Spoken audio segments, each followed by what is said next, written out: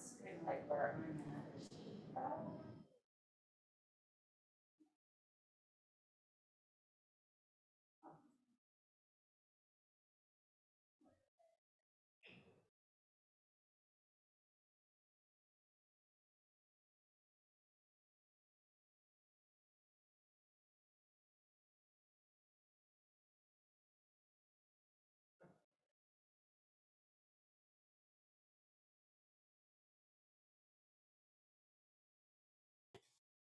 All right, I'm going to call the meeting to order with the virtual gavel. We have 6 of us in the room and 1 online, so we have a quorum. We start with public comment, and I see we have a member of the public, so let's start there. Jesse, did you want to speak with us? And if you would just introduce yourself for the record and give us your address, you know the drill.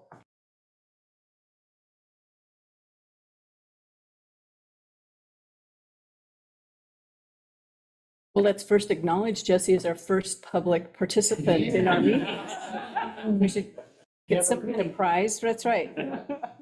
We see her or hear her soon. In the Carnegie Library. Jesse, are you there? Can you hear us?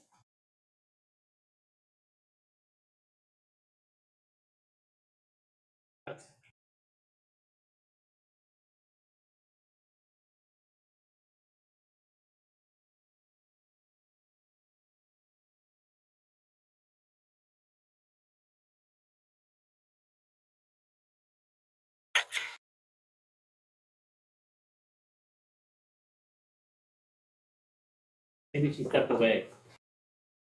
Maybe send her a note. Yeah, she just.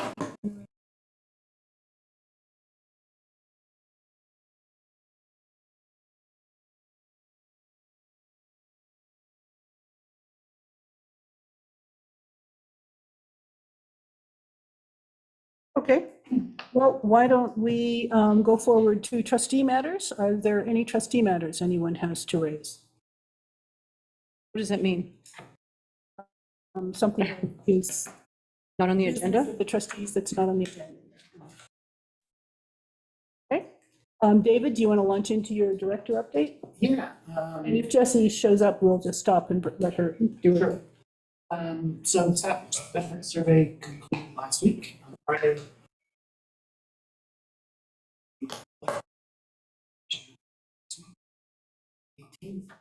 And one interviews opened up for staff on Friday, so they'll be done in the next 2 weeks. We have some questions for them to consider. There were some that's mostly just clarification questions on that survey. No big surprise. I'm not going to give you the whole report, but healthcare and para are ranked at the top of the list in terms of benefits. There was some very interesting discussion where the most disparate comments kind of emerged were around hybrid work environment,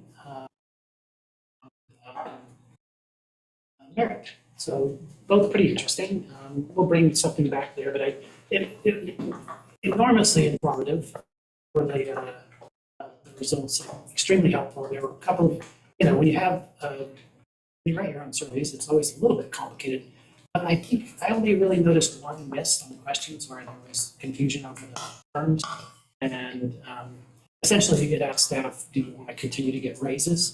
It is dressed up in a bunch of different words, but if you read it carefully, it's like basically said, do you want to get raises? Which is like, I don't think staff, of course, they said yes. Yeah, no. Yeah, but it wasn't, it turned out not to be a very useful question. It was not very good.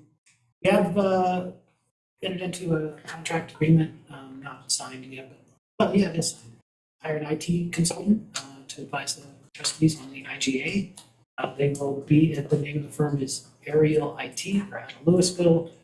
They have worked with the city before. They were nominated the IT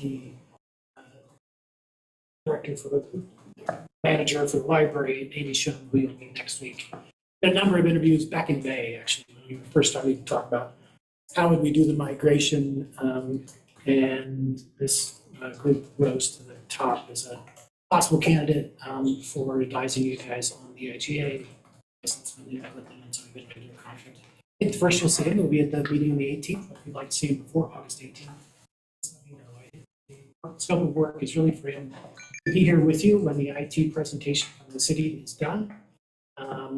Be able, if you allow, for him to then ask questions of the city IT staff, to clarify some issues if there's anything ambiguous, and then to follow up with you for, I think, 2 subsequent meetings, to, talk briefly, just about, yeah, I agree with everything the city said, or it's a little bit more complex here, it's a little simpler here or there.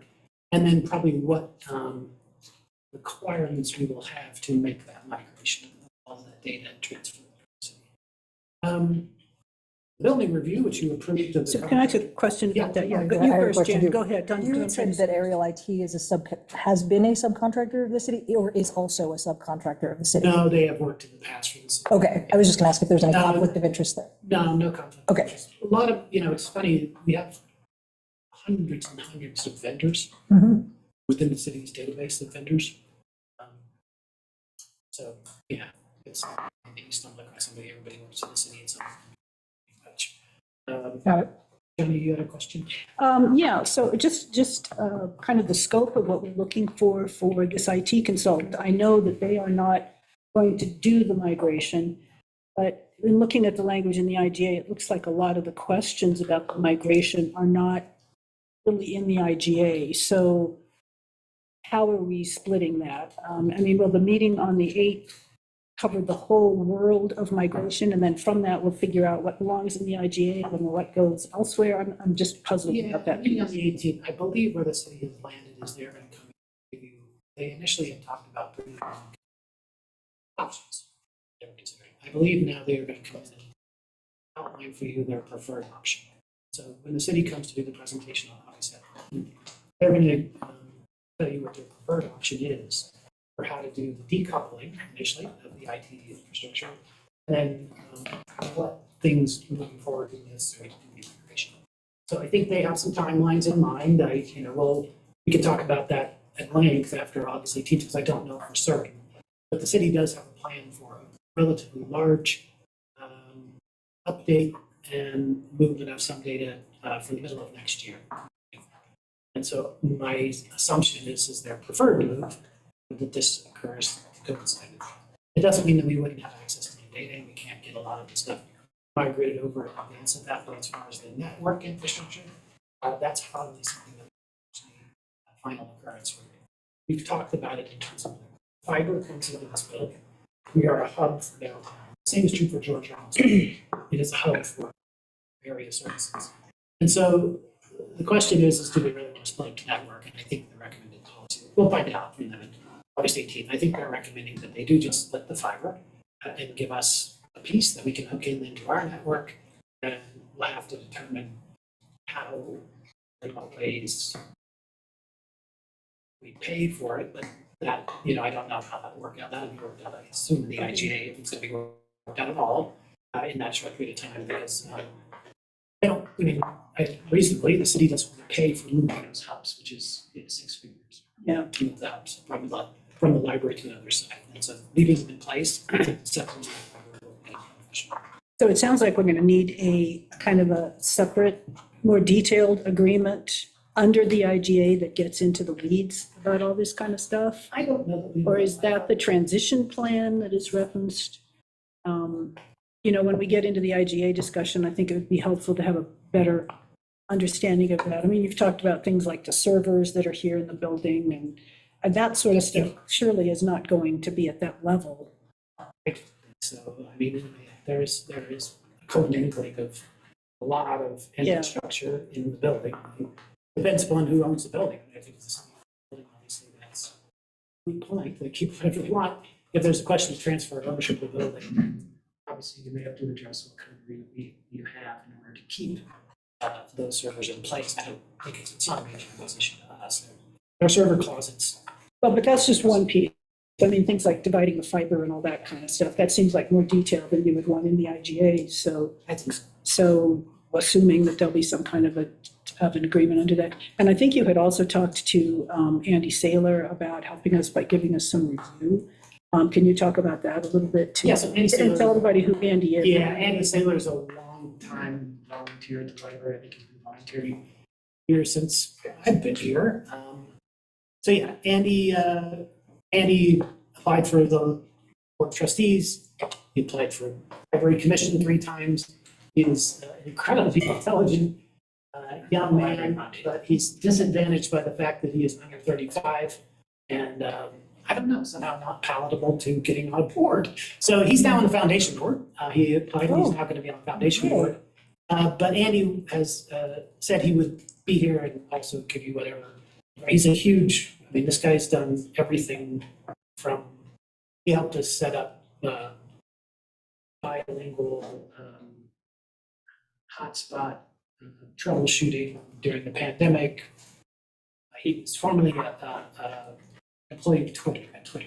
He has a PhD. Yeah, he's a PhD in in science. head of and he was security. head of security at the top level of security. And really, you know, when it comes to data migration, he's really, really solid on that. He's a sharp guy, and I hope he'll be able to come on the evening of August 18th, because it's really nice, I think, for you guys to have somebody you can, who's going to be predisposed to know you. He's not in a paid relationship. You can use him however you like. He's a huge library supporter and a big supporter of the library district. He worked on the campaign. Yes, Yeah, he He's handled, our treasurer. he did our IT. in our treasurer. Oh, okay. He did our IT. I have a question that follows what Johnny said. In the IGA, I mean, I don't know if I want to say this, but there's like some continuing obligation with respect to IT in there, like that we're gonna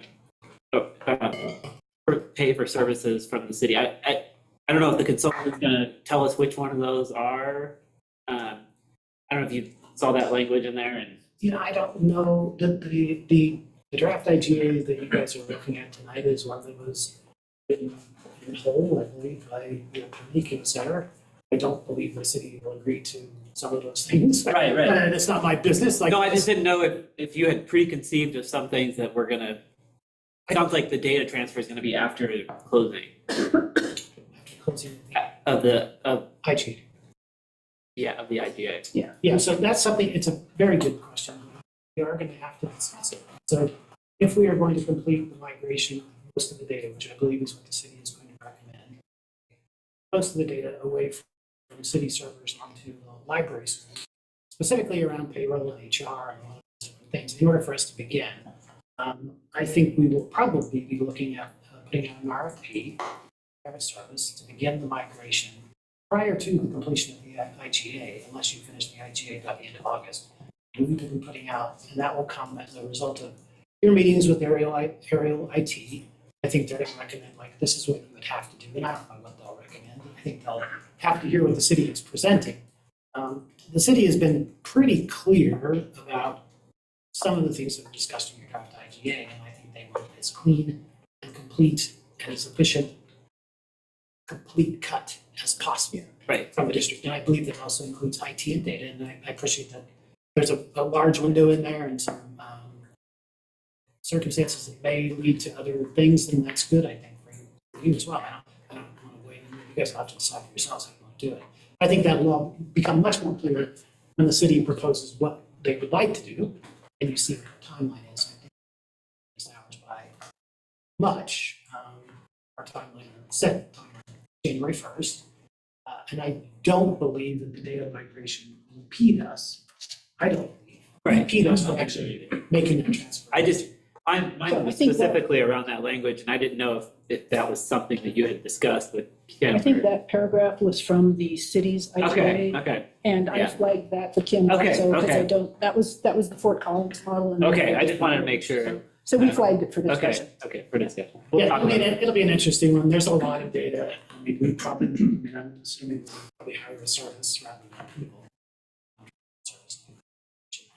You know, it is the plan, at least temporarily, and I actually identify what we do with the likelihood, following your guidelines and mine, to make this process as seamless on the majority of staff as possible. A lot of the software we're going to be picking up, we're not going to become a Google library. We've been Microsoft 365 from the time I've been here. I should imagine it's there with Microsoft 365. You know, we're a Workday shop, there's a payroll and HR. My assumption is that we will probably be a Workday shop as of January 1, we're not gonna, we're gonna look at other options, but, you know, if, in order to seamlessly make the transition in a timely manner and to make it less of a burden on all the staff, which those kind of migrations for a HRIS system and payroll system are pretty disruptive. So, Right. if you've ever been through one, I have Thank been you. through several, and it's months of time. We wouldn't get done by January 1 if we choose to go with something else. We might need to look at transitional services as we do that. But Always extra. okay, I don't want to take it. So IT contract you worked on. Sorry. Yeah, so the building review, building condition assessment, as I reported last week, 2 weeks ago, they finished this. They're nearly done with their report. So we should see that. I think I'll probably be bringing the final report to your August 1st meeting. If I think that's a reasonable timeframe. They're nearly complete, so that's great. And then the financial modeling, we're working with the financial consultant on. I believe that's going to be ready next week, and so we'll probably also bring that to you in August as well. And again, a lot of it is modeling so that you can see the impact of what decisions you make in the IGA and how that may impact the budget over the course of 15 years. But as important, I think, is it will have the way in which reporting could break out for you. So how you would actually see and review data, financial data, which is an important part of your jobs, monthly or quarterly, whichever one you want to do. And then ultimately, that probably whatever you choose to see is what the public is going to see. We will get to that point. We currently are testing a lot of different ways to break out data.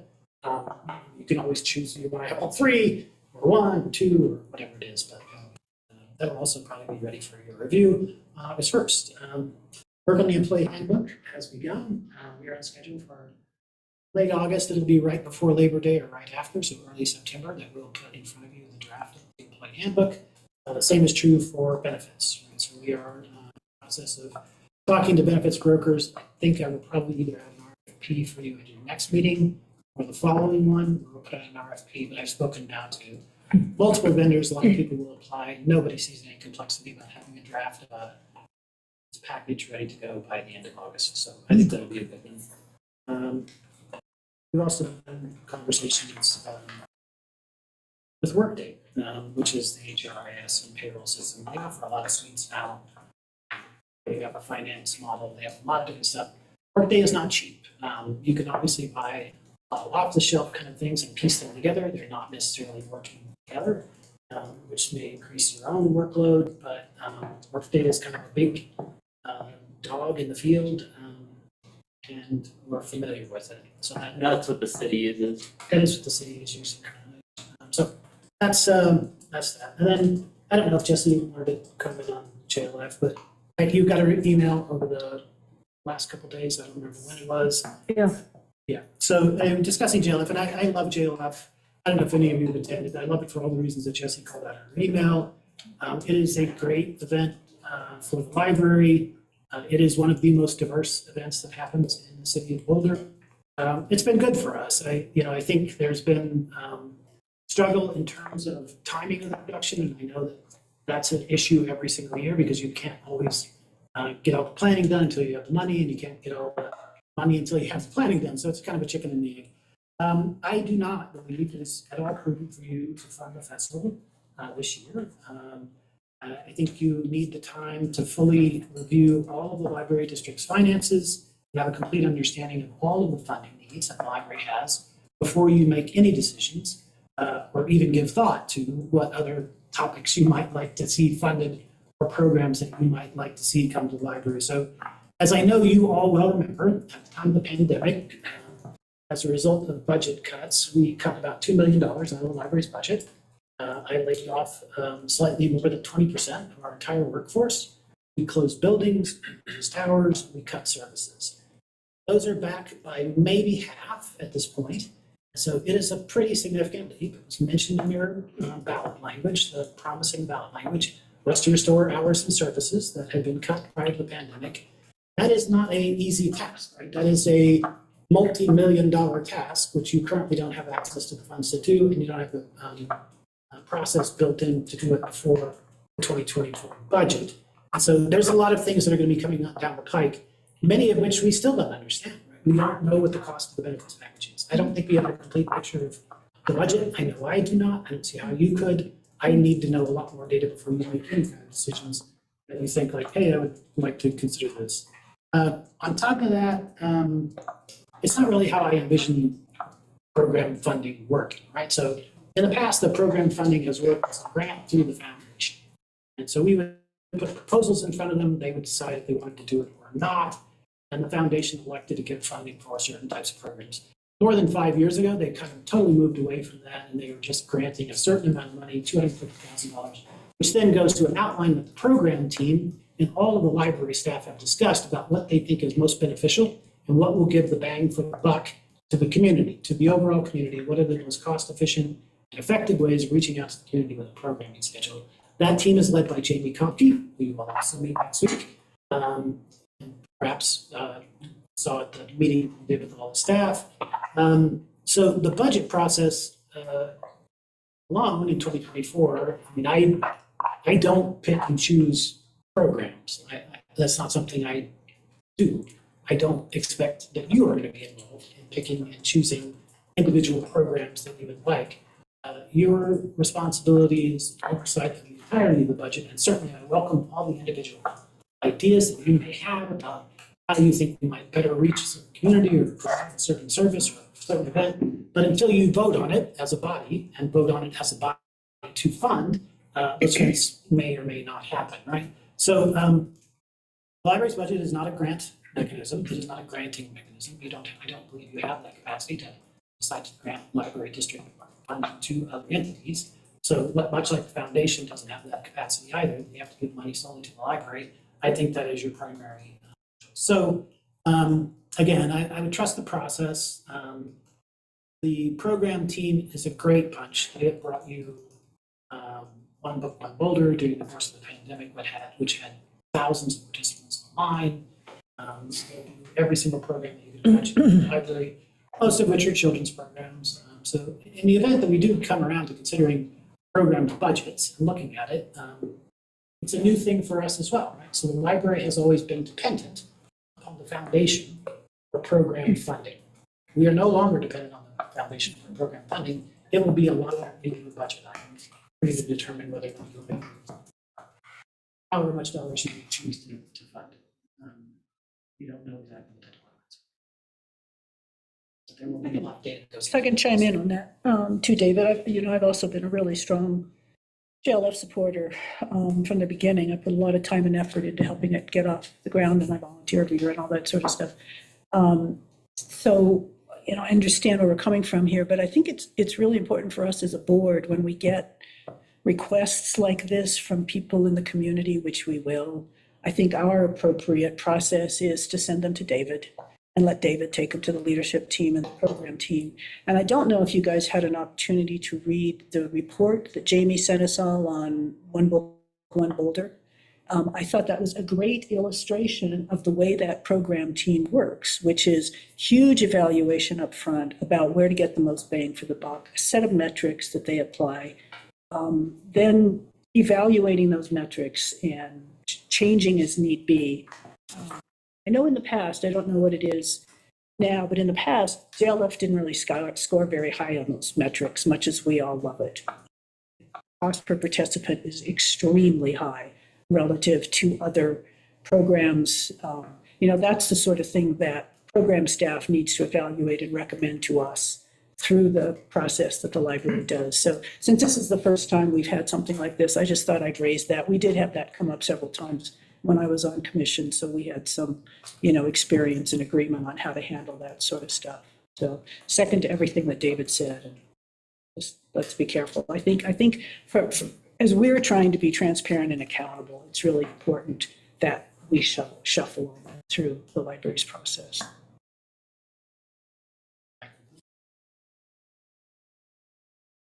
Great. Still no Jesse? You didn't have any comments. Oh, okay. Is available for questions. Oh, okay, great. It's like she turned her camera on. Okay. Didn't say something. Are you talking to me? I can't, the sound is really funky. It's hard for me to hear. Did you want me to make one comment? That's entirely up to you, Jesse. If you'd Okay. like to, you certainly may. Yeah, no, it was only that after I sent you all the email, it was definitely cart before the horse. I should have done it first, but after I sent you the email, I did communicate with David. And there, in no way, I completely support where he's coming from, and in no way would I wish to step beyond, step beyond that or ask anything beyond that. So, and there were things about the funding of the district and the role of the trustees that I wasn't aware of and that were clarified in my communication. So I just wanted to let you all know that, yeah. Okay, that's great. Thank you, Jesse. Yeah, That's absolutely. very helpful. Okay, Absolutely. good. And good luck with fundraising. Well, that's another story. Always. And I will say that the reason we can't schedule it is because the hotels will not reserve any rooms until the football schedule comes out. Well, it's out. Yep. It's out.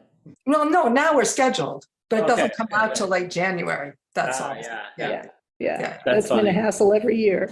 every year, for Every us just as much. So thank you all so much. Yeah, Okay, thank you. Thanks, Jesse, for what you do. yeah, thanks.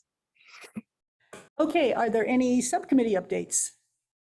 Kara, did you want to speak to your communication piece? Yeah, did everyone receive the newsletter blog post? Not sure what to call it, that I sent over yesterday? Hopefully. I was just checking because I had a moment where I was like, did it go out? It did. It did. Mm-hmm. We can't reply. So does anybody have any Oh, comments yeah. for Kara on the? Yeah, so if people have comments or revisions or anything, I wanted to just get feedback, and then I told Emmy that I would give her sign off tonight so that they can go out tomorrow with the newsletter. Maybe it's like on display. Sam, did you get, Yeah, it Carol's- looked fine to me. Looked fine to me. okay, great. Thank you. Maybe it went into like a spam. I thought it looked great. Fine. Yeah, it went to. Yeah, if you haven't it went got, to junk. if you haven't gotten an email from her yet, like the first one from her will always usually go to like, Oh, really? Yeah. if it's like a new account. I have a ton of stuff in junk. No, I think it's because, I think it's because it's a new account. Yeah. And so like Google's like, if you started a new, it's like their AI. Yeah, Yeah, no, okay, okay. It's fine. It's not great.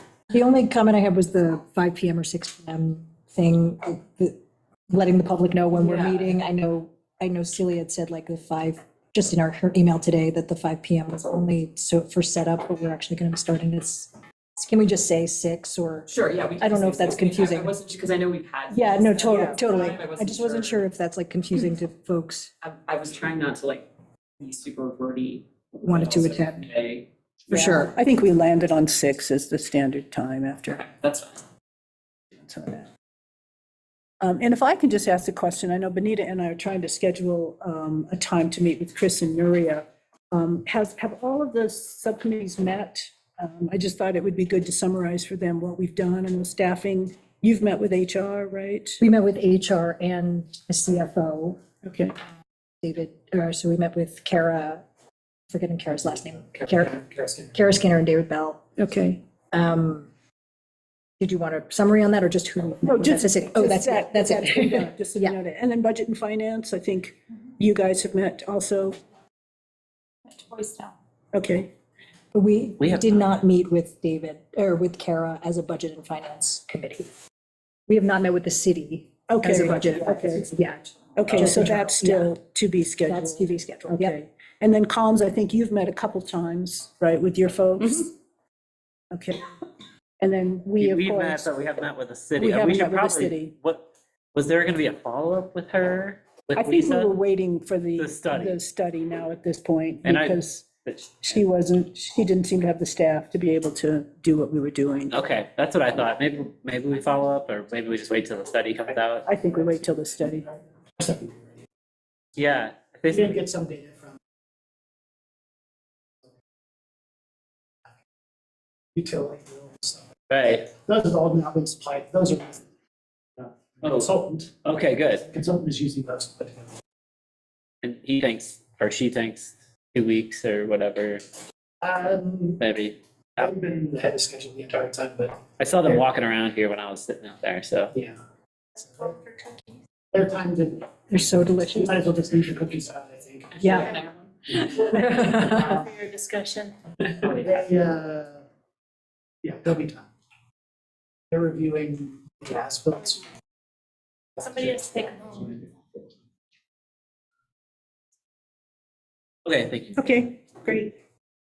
Well, why don't we take a quick break then before we go into our executive session? Because I think that's everything we have on our non-executive session. However you want to do that, I was talking about David earlier, thinking if we wanted to just skim over this while he's present. Uh-huh. Some comments from David before the executive session. But, you know, if you looked at it, if it's clear enough, but I have David's comment. Unless he wants to add something to those. I mean, do we have to go into executive session? Can we discuss those questions with David? No, No, I mean, we can't discuss anything with that? we can't. Publicly. I think that that would be violating what the city's trying to do. I think Okay. they don't want us to discuss our negotiation strategy with you. That would No, be not the very strategy, prohibited. but just had questions, we had Yeah, questions about questions. individual, okay. So Well, do I asked my question about that. people think it would be helpful for Kim to walk through the big Are we- picture on this? In the executive session, what are we considering? We'll be walking through the provisions of the IGA and having discussions about where we differ from the city and where we think we want to go, figuring out positions on various aspects of it. Because I will say that I've read it, but not super closely since it's only been 20 hours since we got it. Yeah.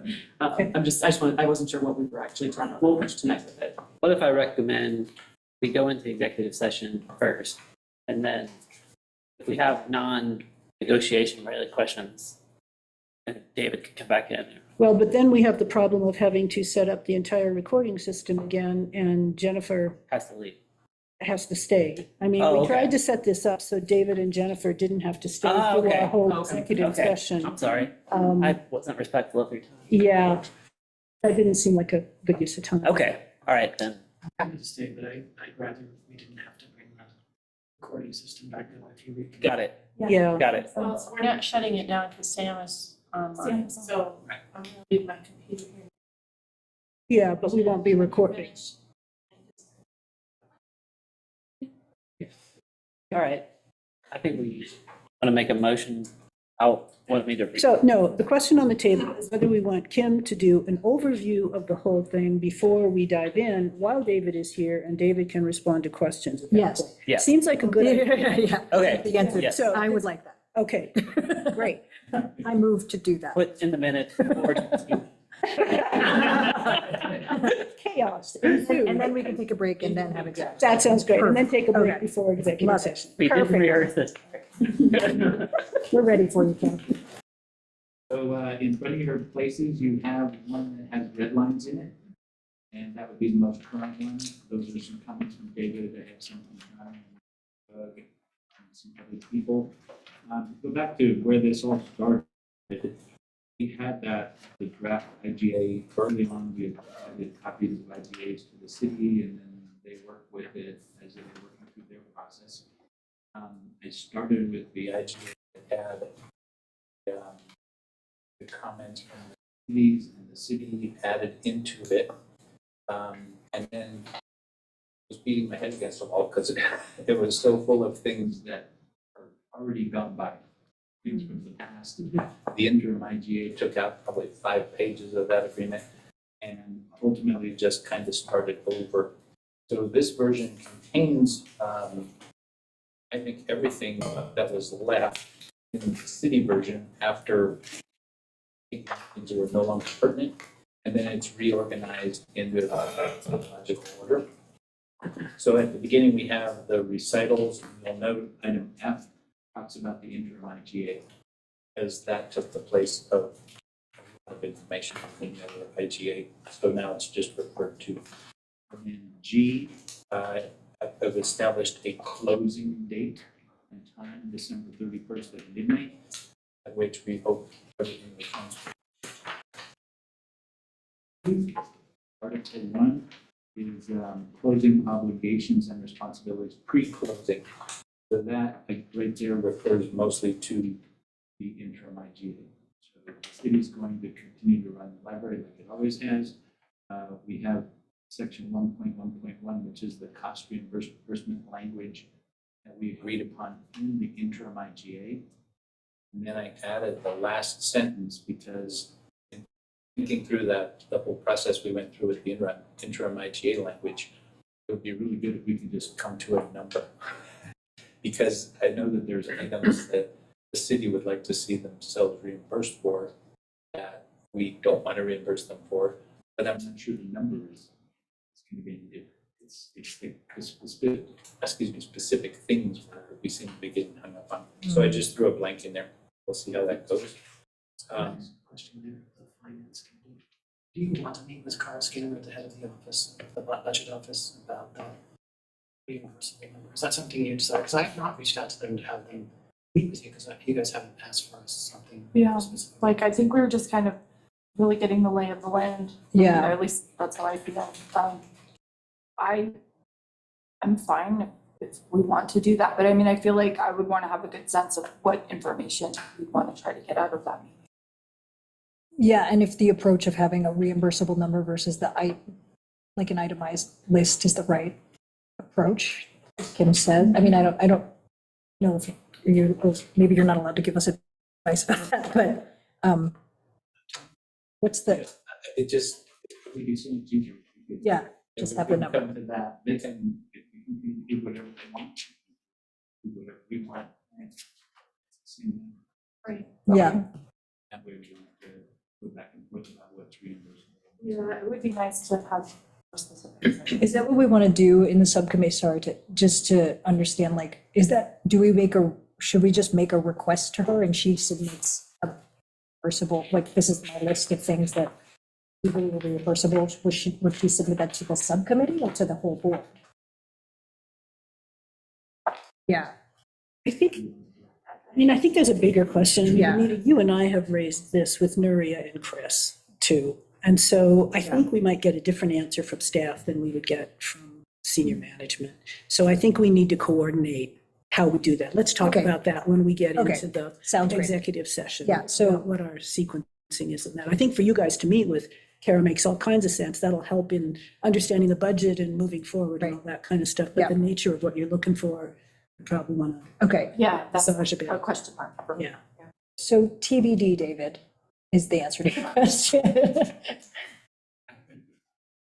I mean, we have the list of the things that they were Right, looking for, so, okay, good. That section 1.1.2, the city version had a payment plan for the reimbursement. We kind of massaged that. It's the reason it may or may not be important is because your revenues are going to flow with the tax payments.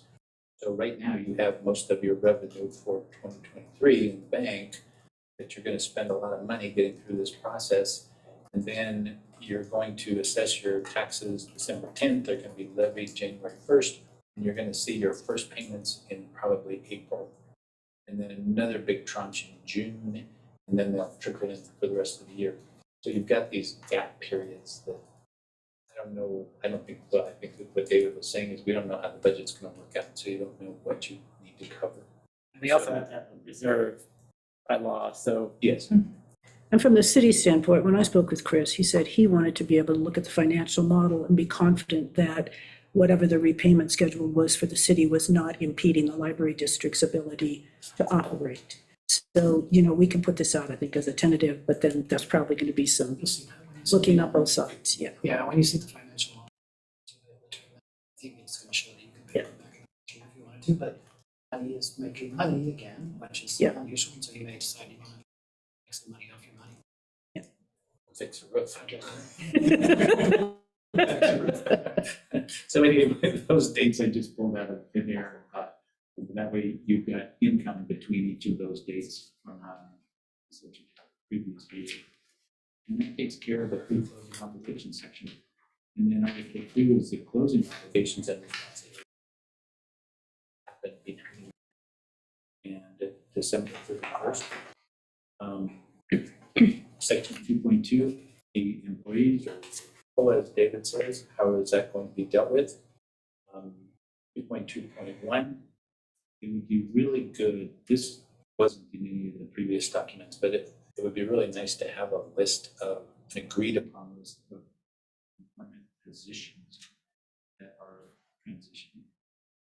We've had this happen before where everybody said, well, it's all the library employees, and then you come down to the end of the day and people say, no, that person's not a library employee. And yet, so if we could get a list of the positions, that would give us a good head start. Whether there's names attached to them right now or not, probably doesn't matter, but at some point there will have to be. That would be attached as an exhibit. In section 2.2.2, transfer BPL employees to the library district.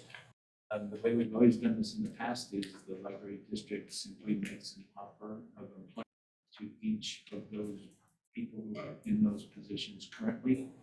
And shortly after that, the city lets them know that they're not going to have a job on January 1st. And then they have the opportunity to accept that package. Someone had asked a question earlier about whether there's a way for the city to not pay out vacation pay. Yes. And I don't think they can do it. Federal law and state law both require it. I did it in one of the library districts, but what we did is we had people sign a letter that said they assigned that payment to the library district. So I don't remember if it was a city or a county, but the city or county. Evening. The library will be closing in 15 minutes. Please complete your library business and exit the building. Thank you. And the library district then. Buenas noches. La biblioteca se cerrará en 15 minutos. Por favor, concluya sus actividades en la biblioteca y salga del edificio. Gracias. I think since we're severing with them, is that the employee is going to have to individually agree to do that if they want to. And I'm okay with that, because if I was moving to a new employer, I want, not to start off with zero. And so we probably need to consider that as a board, and that they would have to agree that we would take it as an asset or as a liability, and they would have to probably agree to it. I'm betting that's also Colorado law, because you can't deny people their paid time off without their consent. So we also need to check if we could do that even within Colorado law. Thank you, Mr. Yeah, I think as written, Which is why we did it. What we did is we had the employees, essentially they received a check from the other government, which was turned over to the library district, it was then turned into leave. Oh, wow, okay. That's kind of a hassle, but yeah, I have a feeling the city is not going to be interested in that. They're just going to pay out everything. So it's currently about $350,000 value. yeah. The staff have made clear that they would like times time. Those questions, I think, even came up when you were there. They have vacation scheduled in January. That'll be an issue for you to work through. Yeah. GA negotiations. I think there may be, I like your idea of doing it individually, because there may be some that haven't spoken up to the parties to get cash payout. Well, I think we're going to have to do it that way. I don't think that they're allowed, the city would be allowed to transfer that to us, because technically they're terminating employment. So, although I just changed employers. Anyway, Anita's trying. sorry. So you mentioned it's section 2.2.2, that the city would submit or prepare for every library employee, a termination letter? Is that what you said? You do an offer letter, but the city does a termination letter? I don't think they need to do a termination. Oh, they don't? just have to stay. Okay, I just wondered if they did do that, if that shouldn't be referenced here, just in terms of this transference. 2.2. So the city remits BPL employees with vacation leave. That was what they had. Okay. Item B, 2.2.3B, I added that in because I didn't know how the sick leave worked. David's informed me that they don't earmark it. No cash value. So, and they would not pay that out, I would assume. So that means the library district's gonna have some employees coming over who are losing sick leave. That's about an $800,000 value. 800,000. So the city allows for unlimited accrual of sick leave. It's not a policy that's measured at any other organization that I've spoken with. Nobody does it. The city did it in the 80s and 90s, as HR explained to us. They did not have short and long-term disability. So it's one of these things that's an aberration. Now we do have short-term and long-term disability. That's been in place for a decade. They never went back and either it never had the will or the leverage or whatever it is to change the policy of unlimited accrual of sick leave accrual. So we will not be able to carry over an $800,000 liability, I don't believe. And so that'll be something that, however you want to discuss it, the city's not going to pay it out. But if I can go back to the first thing. If the city's policy is currently, if you adhere to it strictly, the city will pay out $350,000 in December 31st. The way that it works now is that if I have an employee retired, Steve pays it out, but it hits the library's budget. So you'll be double charged. You'll be charged both for the three, that will be money that they could legitimately say was the cost of operating the library in 2023, and you could be paying for that $350,000 out of the money you owe the city back. And then also turning around and having to give people vacation time. So something to think about. I mean, it's not easy math, but I don't think you want to be paying the city back for the $350,000 payout, because that's the way the current practice work. I've never had all the employees retire. We quit it once, but the policy currently is city pays it out. It's the library's operating budget. Anybody who leaves the organization is. The library will be closing in 10 minutes. Please complete your library business and exit the building. Thank you. La biblioteca se cerrará en 10 minutos. Por favor, concluya sus actividades en la biblioteca y salga del edificio. Gracias.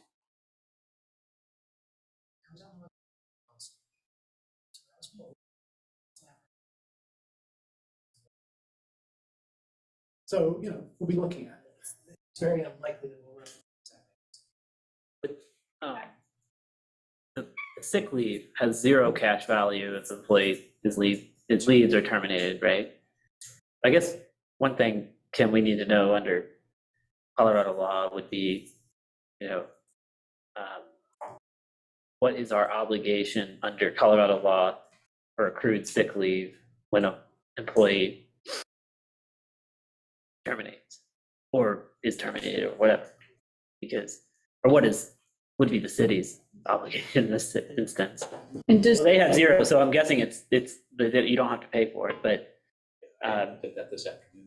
okay, there was no, okay, so. so the Family Leave Act or that new law, does that have impact? That or- has- Okay, because I that don't was think what it we has. were hearing at the meeting was that, people, sick leave for family care, right? And caring for older parents and, having that reserve in case of that kind of emergency. Yes, just for clarity.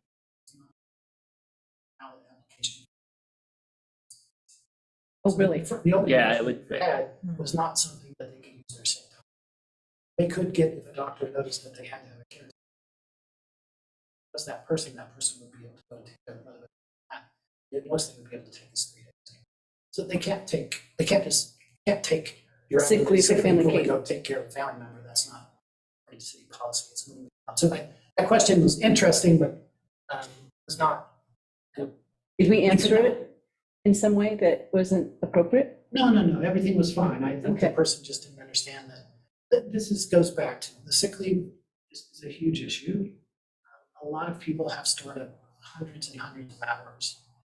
They see it as an insurance policy. It's kind of an illusion, right? So you cannot use it as an insurance policy. It has no cash value. It's kind of a holdover from the 80s and 90s when the city had no short and long-term disability. And so people see it as this is insurance. So the current short and long-term disability plan, Johnny, I'm sorry, let me finish this. The way the city's short and long-term disability plan is you have to exhaust all your leave when you're eligible. That is also unheard of.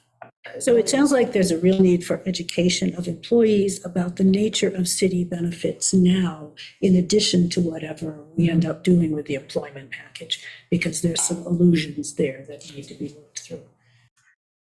I don't want to get stuck too much on all of this. Yeah, we got a So, lot. We got 8,000 pages more. We'll talk a lot about the founding.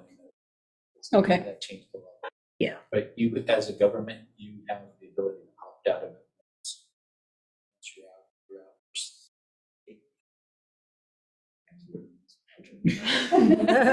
out. It's 8 years. Then you have to opt out again. More likely than not, yours.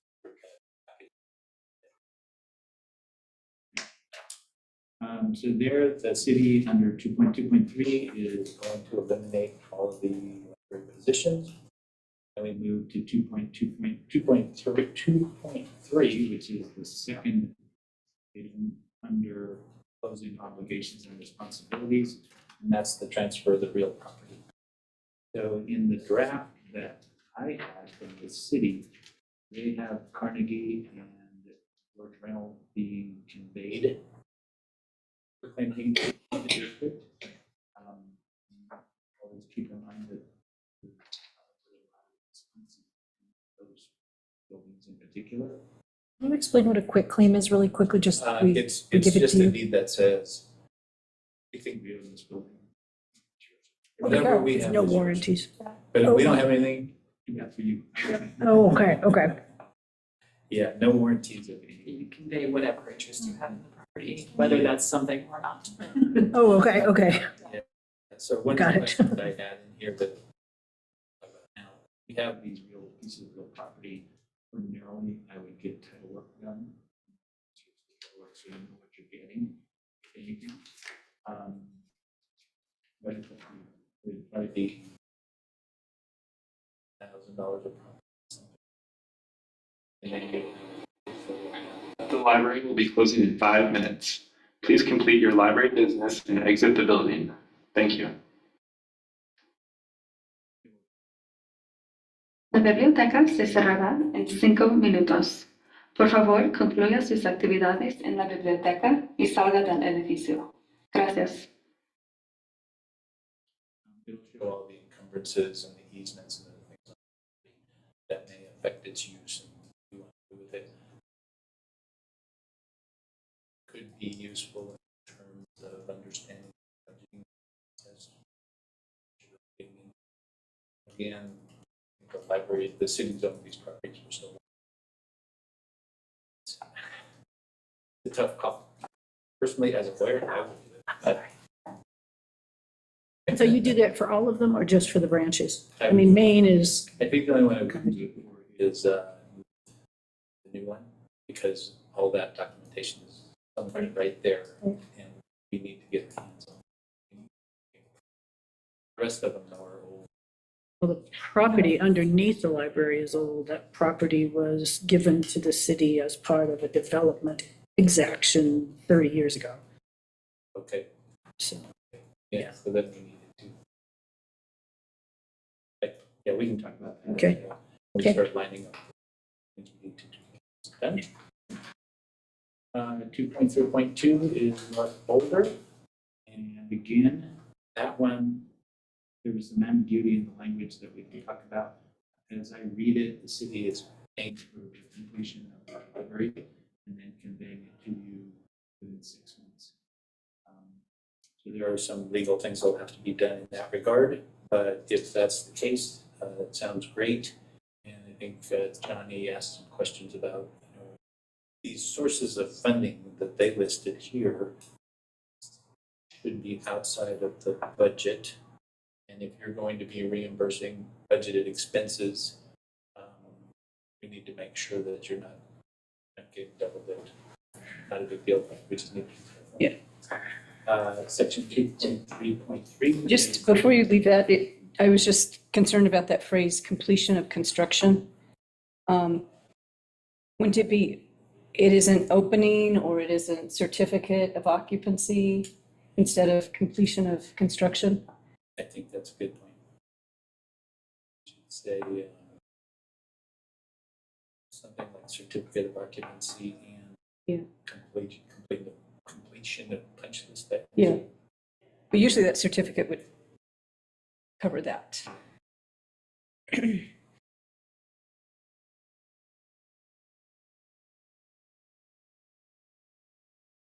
the downtown main library, this is the one that's they presented is giving you the building, but keeping the grounds. I think there's positives to that and negatives. I had proposed, they had proposed in their draft, keeping the grounds and then entering into some kind of common interest function. Be like a condominium, kind of minimizing the grounds. That's way too complicated. There's something called a license agreement where they own the ground, we have the right to use it, certain areas for certain things, and that license be much simpler, easier to control, easier to draft. See what they say today. Can I get a sentence on why the city wants to hold the land of the downtown property over any other? Because they don't want to have to subdivide civic area. It's contiguous with other services, so this the land downtown is contiguous with other services. Carnegie and Novo and Reynolds are not. And also the value of the land. And that would be solid. Carnegie's probably worth something too, though, the land under Carnegie, right? Not as big, huh? I guess, who knows which of that? Okay. So a lot of the discussion about taking care of the Yeah. that will be in that license. Okay. And if I can just raise something here while we still have David, I think we need to be thinking about this section in the alternative. So you've laid out what I think you think our preferred position should be. Attention, the library is now closed. Thank you for joining us today, and we look forward to seeing you again.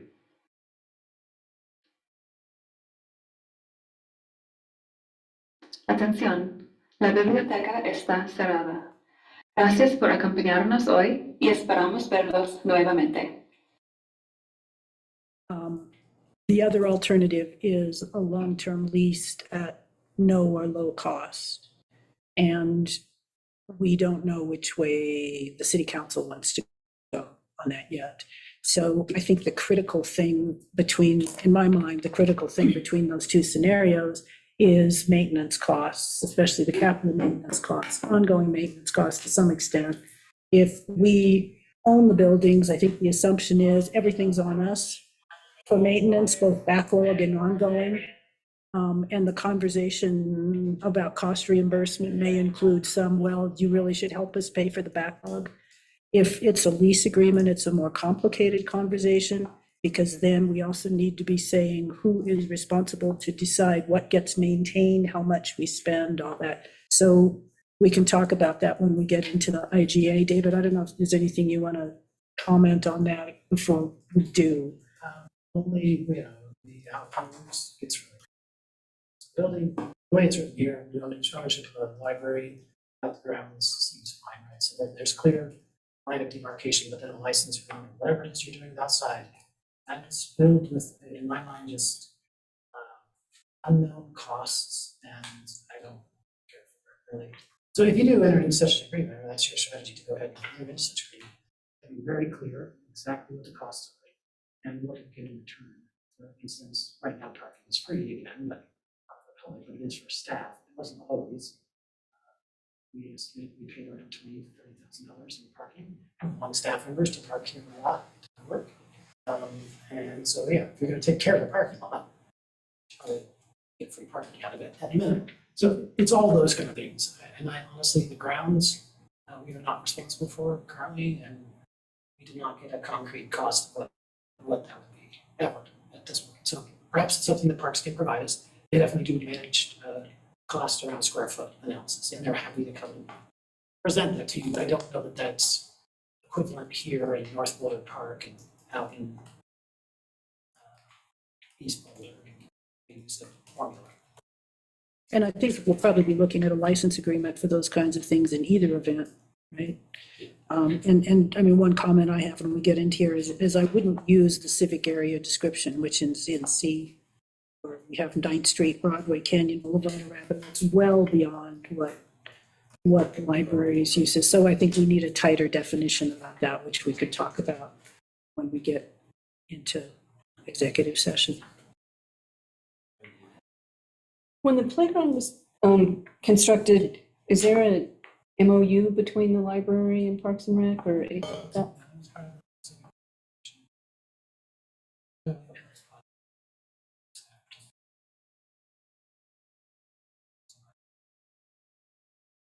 And if somebody were injured in that playground area, has somebody been injured and come to? I have not, I mean, there were more lawyers in design of that park than there were architects, I can tell you that. I don't know what the agreement is, but like, so yeah, we've not had any responsibility. What about the As far as garden? injuries, minor injuries, like small. The gardens right outside the building, that's also considered part of the city. These two gardens are. Okay. They are, We do okay, maintain those. okay. I think the plazas and the underbelly are really part of the library as you think about the footprint, right? Yeah, so if it were me, and I don't know if you're asking, but yeah, reasonable expectation would be we do maintain, we shovel snow, my staff do it, and I do it. Snow in the plazas so people can enter the building safely. We do have offered at times to help clean up underneath the library. It is not currently our responsibility, neither the plazas or the underbelly, but I think when my disposition would be, we could agree to pay something there. I don't know if you want full responsibility, because remember in 2016, this was the largest encampment in the city of Boulder, and no matter what I did, I could not get it moved. And there were fires down there, and I had repeatedly called the fire department, and that's what initiated, and then just raised hell after I saw the propane tanks were down. That encampment moved. That was 2017.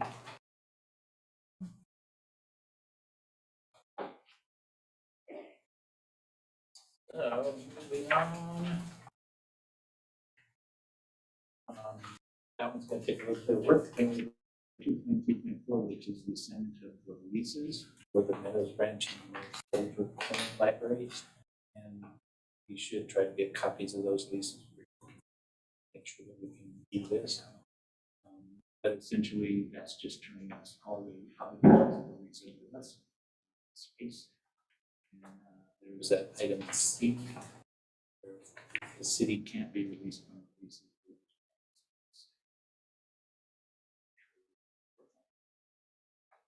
Indemnification is something we can quick do, but we'll do it. Section 2.3.5. we'd like to have the quitclaim deeds contain two provisions, a right of first refusal, so that if for some reason you decide to sell one of the properties, you have to offer it to the city first. It's very common. They probably, I don't know if they take them or not, but it's a very common thing. It kind of slows down your marketing of it. That's something they want. They want for right of first refusal. Yeah, Okay. which makes sense. They don't just sell. Made, right, yeah, yeah. And then the second thing is a right of reverter. We've used these in the past in the library district for the city health property, so that if you cease to use the property for library purposes, it automatically goes back to the city. I have yet to have the city want property back when we did that, and they waived the right of reverter. But that's something we can talk about whether you want to. One of the exceptions we need, Johnny had mentioned once before that I'm going to do something in a legal status report about financing new libraries. And we can finance libraries by using these properties rather than going through the whole table of collections and all that. But we need to have city waive their right of reverter in order to do that, because we actually pay the property to somebody else. So. And just a question on that, Tara, I don't know if you remember better than I do, but we discussed this in LDAC, and I thought it was one or the other, that they didn't want both. They wanted a right of refusal or reverter, not both. I don't think we discussed the reverter. I remember the. Yeah, I remember the first refusal also. Yeah. So that might be worth checking. I wouldn't assume they necessarily want both of those.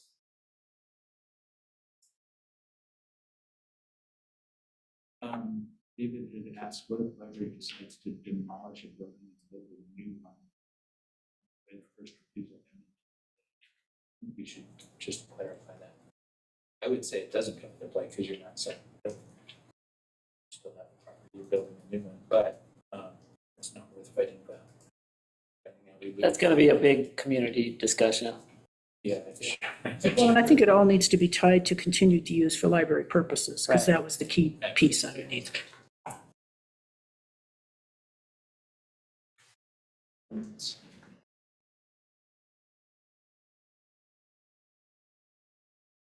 In section 2.4 is the transfer, so again, we're still in that closing period, transfer of personal property. There's just a list of things there. The city may have a listing of, there may be stickers on all of these pieces of property where they know exactly every table and every chair. But if not, we'll just convey everything that's in the library buildings.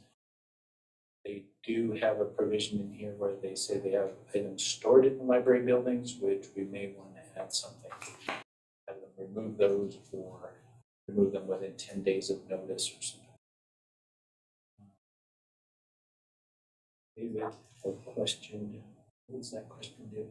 That was just about the computers, and this states that they would give all the computers to us. I think that's probably not in either of parties' best interests. That'll be something we have to work out. There may be some service. They're stored here. All of the city's disposal of computers is actually stored in this building.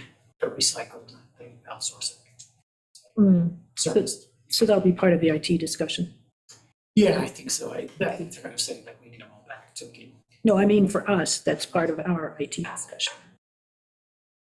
Section 2.5 is data and electronic information. Again, pre-closing. The idea is, in fact, we would have all of that transferred by December 31st, but that we at least have an agreement going to happen. Talked about that. Nope. Sounds like it's moving forward. The 5-year period that is in section 2.5.2 was in the city's draft, so I just dropped it there. And we had talked in one of the meetings about making sure that we had access to data in the So section 2.5.3 addresses that. Basically saying city will identify, library district will identify a few people who will be given their credentials are necessary to access data within the city. And I'm just assuming that's how it works, but we have to tell us that. Section 2.6, so we're again pre-closing period. There are lots of sources of revenue as well as bank accounts that contain money that is for the library, earmarked for the library. So this deals with each one of those. The public library fund, which is set by statute, will probably be empty by then, but that would be, whatever's in there would be transferred to the library district. Then we have the revenue sources in 2.6.2. First one is the library fund. B is the Boulder Library Foundation funds. C, capital facilities impact fee. I haven't taken a look at what these are yet or if they're in issues, but these were put in by the city attorney, so they're probably. E, the community cultural safety tax revenue. E, list the Laser House, Lystat. Sounds like there are some funds there. We need to clarify this with the city because I don't, it doesn't say, it just says it exists. It doesn't say how you access it or. Yeah, so it's access and for use. Oh, okay. And there is money there. That's when the future does access. For the long-term storage units, which we interpret to be like digital storage. So we have been rapidly scanning all of the documents and getting the library to digitize and make them available 24/7. So yeah, and that fund, so it's funded that entire program. But Jennifer has the details on all of that information. All of these funds. Great. F, facilities renovation or replacement fund, which is one thing we brought up. Old library fund restricted reserve, apparently that fund has been sitting around for a long time. Again, doesn't say how we get to it, but as we go through this process. Then we are in Article 3, the post-closing obligations. These are mostly things that the city and the county wanted because, from my perspective, you are a separate government. Once this thing closes, you don't owe anybody anything except what you agreed to. So these are things they want you to agree to. And they're all not terribly financial. Item 1, after the closing date, the library will operate. They identified the service expansion level identified in the 2018 Boulder Public Library Master Plan. And then I added as adopted and amended by the Board of Trustees. Because you cannot commit away your legislative power. You can't agree with them that you're going to do whatever their master plan says, but you can agree to adopt their master plan. So, in 3.1.2, the strategic plan, 3.1.3, and anything like that. And that 3.1.2 is just for the facilities, just to clarify that. I think that's that underway, part of it's underway.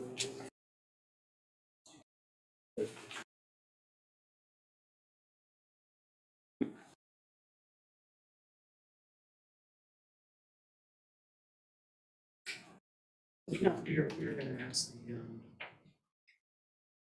trustees to adopt the 2018 to 2028. So it's the next one, David. So this is just referring to the study of the facilities, so we get a better understanding of the costs.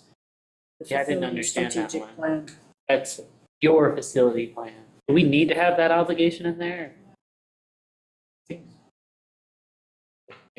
Yeah, strike it, I could strike it, that'd be great. If it's, if we're leasing, then I think we need it. Yeah. If it's given to us, then maybe not. But Yeah, if we're leasing, then definitely. Then we have that whole conversation about who pays. I'm sorry, no, we're talking about a new one. Yeah, the updated one. Yeah. Sounds like it's basically a study to decide how you're going to use the buildings. Yeah, but they're not gonna, but the city and the county don't care about that unless we let it run to the ground. So it may be discussed. So the Yeah. last evaluation of all of the library buildings was part of a strategic plan. Right. And so the piece we were interested in is the piece that says what's wrong with the buildings and how much does it cost to fix them. Right. The old strategic plan also had this whole thing about where might we site new facilities, it was a strategic plan that way. I think the only thing we're talking about is what does it cost to fix them at this point?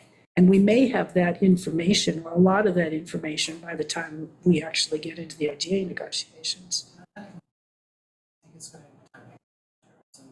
It'll be a head discussion, like we're not ready for it yet. We'll have to contract the facilities plan in 2024, and by the time you get into the end of 2024 with your 2025 budget, we will be looking seriously at the amount of money that you're putting into fixing up stuff that replacement value, not bringing it up to code.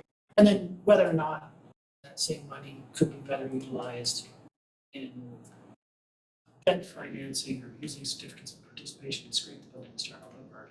And if it's the same thing and your maintenance costs go down, you have a green building, right? Like, what do you want to do? That's not an easy discussion. I don't think we're ready for that yet, but it will be a strategic plan about how best to go about taking care of those resources and how to provide services. So it's a strategic plan of building use and maintenance, right? So maybe if this stays in here, we just need something to clarify the focus of the plan. And 3.1.3, they wanted an annual report. I think we should try to move that to the end of July because then you'll have your audit done, which can serve as that annual report. I was concerned about the year. Like, why wouldn't we begin that before 2025? We always do it in the last year. So we don't have any operation to report on in 2024. We will just be taking over operations at the beginning of 2024. So they always do the annual report for the year. they just prior year. Yep. Yeah. So, yeah. I assume the library will be doing its annual report. So the city's library piece will do the annual. There won't be a break for the community. Before, like an annual meeting. First time I saw this was probably 15 years ago. I'm really offended, and it's turned out to be. Where there's tension, it gets resolved there, and everybody has a good time. It's a good thing. I'm writing that down. I want you to put that in the minutes. Tim says all good. We call it the annual party. Right, exactly. Why is there like renewable term on meeting annually? Why, is that just to give you an opt-out in case you hate it or something? This provision? Yeah, it says renewable for 5 years, every 5 years. Year increments. Yeah, like the requirement basically sunsets. Oh, they must have that. I think they probably wanted the ability to say, we don't want to Do have they this want burden. But it is It's just a funny thing to renew. I don't know, it just feels like it's. It does feel like an odd, Yeah. of all the things. Yeah, right, exactly. I don't want to talk to you anymore. Midsection 3.2, again, we're post-closing obligations and responsibilities of the city. This support services came from 4 columns where we utilize the city services and still utilize some of them. This was in the early drafts that went to the city council. I massaged it some to bring it up to date, but just left it there and made it all at your request. If you need IT services and find somebody who search for it, you can leave it. But it probably wouldn't hurt to have it available in case you need it somewhere down the road. It's worked really well in 4 columns. And they just charge by the hour. Each person charges whatever salary is divided by how many hours. And we have the all-important appointment of trustees section. We had talked about some of the difficulties we've had with those in the past, but this is just what we want to see. You will choose trustees and recommend them. The statute is very confusing. It uses the word recommend and appoint back and forth, which are, they don't have the same meaning, but in the statute they do. So here you will be recommending, but it's basically considered an appointment unless they refuse to ratify it. It comes back to you. I don't know if this is like 3.2.2 and 3.3.1 are inconsistent with each other. Just see, it's appointment of trustees under the city obligations and obligations of the county. Oh, okay. So we might need to take 3.2.2 and add it to obligations of the county and city. The appointment of trustees, because these 2 clauses are contradictory. One says the trustees are going to appoint, the other says there's going to be a commission of 2 and 2 and that kind of stuff. But I want David to go home to his family. I want to save my comment. I'm not trying to get you. That's what they told me. That now confuses the language from by statute, your the cause for removal. Can I just go back to understand Doug's point on the appointment of trustees? Are you saying like in this section, it's not appropriately in section 3.2? It's because it's And beyond. They're contradictory. Because it's- 3.1 continues the process they used this year, where 3.2 says we recommend and they ratify. Yeah, one recommends a one way, the other recommends a second way. Right. And so we just need to put them together, match them together. Yeah. But I guess what I'm wondering about, it's under section 3.2, obligations and responsibilities of the city. Yeah, I said they need to move that They to should this be other mirrored. section to say obligations of the county and the city. Right. And then Okay. come up That's with fair. one policy. That was my. Okay. Yeah. Just a holdover. There's the obligations.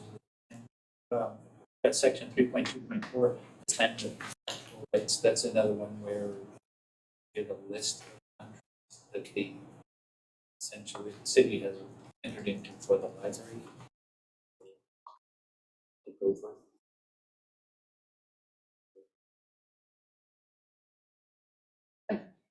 Sorry, just out of curiosity, what kinds of contracts will those be?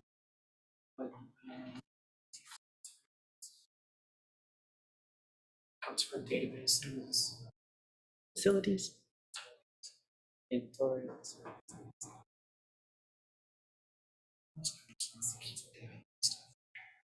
Databases, there's a lot of provisions you have to. State laws. There may be like a bunch of like software licenses.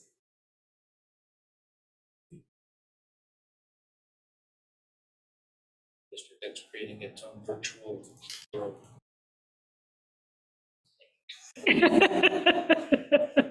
Nobody knows what they say. Article 4, these were just mutual understandings that were in the old. The get into its provisions as you. And you can't be back to that. Well, and there's benefits to the library district for being recognized in the plan. That was a big discussion in the, so we can go into it in more detail. if you- Part of the thing. And then the rest is a bunch of lawyer stuff. That you can strike. Very,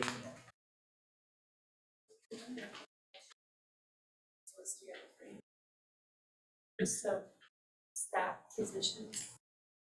Our titles, okay? No names, we doesn't have staffing yet. We don't even need that.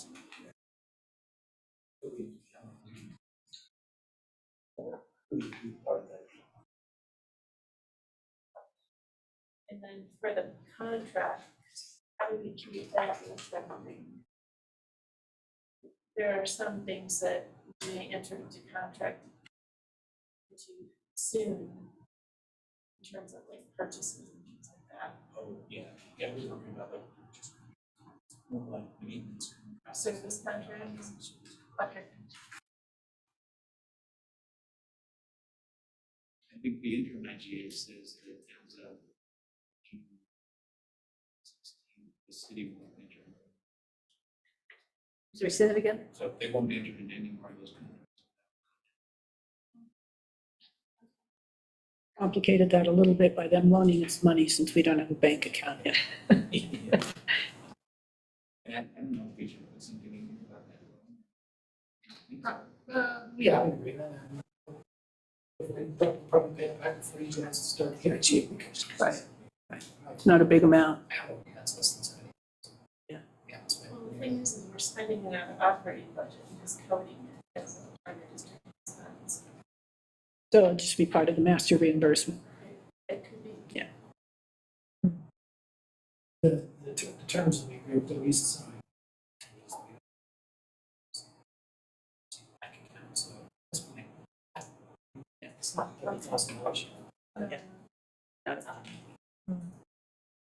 Okay, any other questions for David or Jennifer before we let them go and take our break and then reconvene in executive session? Talk about super secret stuff. So just one other consideration, I guess, in terms of staff. There are no section. There's the day quarters. Staff, facility staff. Assumption is they come to our parties, they come to our staff day, these are things. So that will be something that I think will be. Obviously, we're gonna have to pay for our jobs in the new library district. So that may be just something that they would have to apply to get in, but unless they were transferred over. There are two incumbents.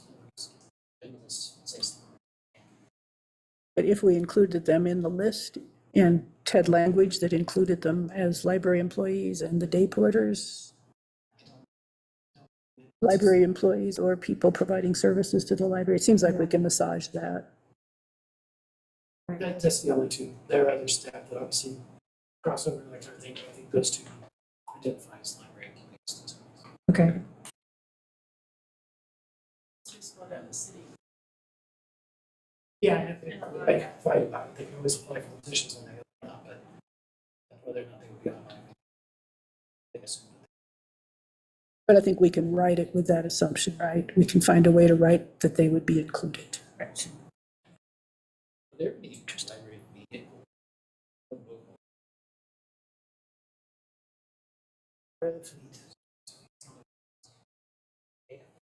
Small fee annually. There's the book bike. That's true. Foundation. Oh, right. Okay, anything else? All right, so Kim, is the process now that we adjourn our public meeting? Yep, take a motion. Okay, why don't we take a break and then come back and do that business? You want 5 minutes, 10 minutes? How long a break do you guys want? 5? I need to take a call, but I will just come back as Okay, soon as I can. 5 minutes? Okay. See y'all at 7:35. I have the magic bathroom cart if anybody wants it. Jennifer has given it to me for now to take care of.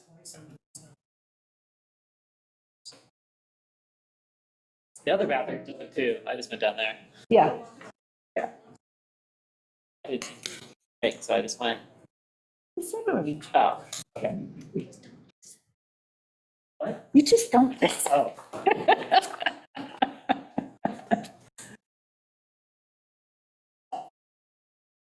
In that, Well, I'm gonna go see if the card works. It was surprising going through this, the IGA that got from the city. Doing this, how much you've already done. Yeah. This was 38 pages from the city without the exhibits. I don't know what it is now, but it's third. yeah.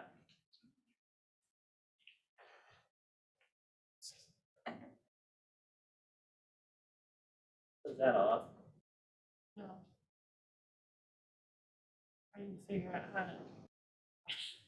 Recording? It is, but we can flip it.